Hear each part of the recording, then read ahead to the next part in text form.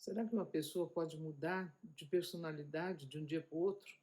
Essa foi a pergunta que muita gente se fez num caso que aconteceu em 1848 e que é um dos casos mais citados, né, na história da medicina, da patologia, até nos dias de hoje, né? E esse caso trouxe uma questão assim nova, né? Que foi exatamente sobre essa possibilidade de mudança de personalidade. Então, que caso foi esse? Foi o caso do Phineas Gage, que era um rapaz de 25 anos, né, norte-americano, que era mestre de obras e trabalhava na construção de ferrovias, né, estradas de ferro, e ele preparava o leito, né, para colocar os trilhos, e às vezes se encontravam com rochas e precisavam ser detonadas, precisavam ser tiradas do caminho. Então ele se especializou também em dinamitar essas rochas e para isso ele até mandou fazer, né, um bastão de ferro especial, né, que socava dinamite no buraco, colocava areia para que a dinamite estourasse e fosse interna na rocha.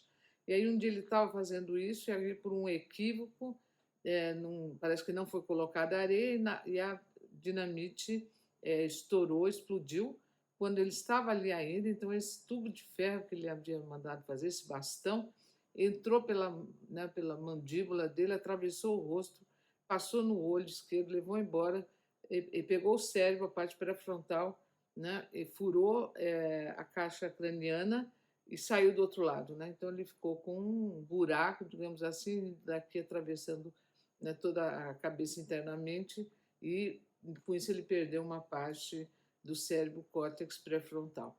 E, por incrível que pareça, ele não morreu, ele se recuperou, né, e voltou, né, passado o tempo de recuperação, ele voltou para o trabalho, mas aí voltou de uma maneira completamente diferente. Ele que era um rapaz sociável, né, tido como um excelente trabalhador, dirigia outro, né, um grupo de trabalho, ele voltou uma pessoa muito rude, né, sem respeito ao outro, né, incapacitado de sentir empatia e também com problemas de planejamento da ação, né? E com isso ele não pôde continuar nesse trabalho e as pessoas que o conheciam diziam não é mais o Cage, né? Não é mais o Gage, ele não parece mais ele, né?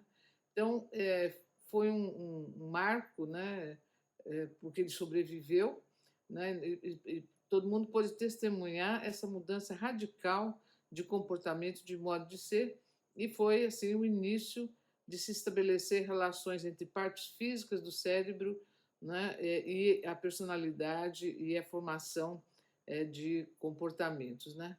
E, é, e traz para nós uma questão bastante importante, né? Porque depois dele tivemos outros casos de acidentes cerebrais, né, com mudanças de comportamento e com assim, a evolução da neurociência, os estudos, né, de violência, quais são as consequências da violência no cérebro, não só uma violência física que modifica a própria estrutura do cérebro, como foi no caso dele e casos de acidentes, mas também as pessoas que sofrem comportamentos violentos, né? Então, para nós isso é muito importante na vida contemporânea quando nós consideramos o bullying, né? Que o bullying é a pessoa que sofre constantemente, né, um tipo de violência que vai acumulando mudanças químicas no cérebro, né, e leva a certos tipos de comportamento, como, por exemplo, a depressão, né? Esse aspecto é bastante importante porque sofrer violência né, modifica a maneira como o nosso cérebro funciona, mesmo que não haja uma lesão física, como foi no caso do Phineas Cage.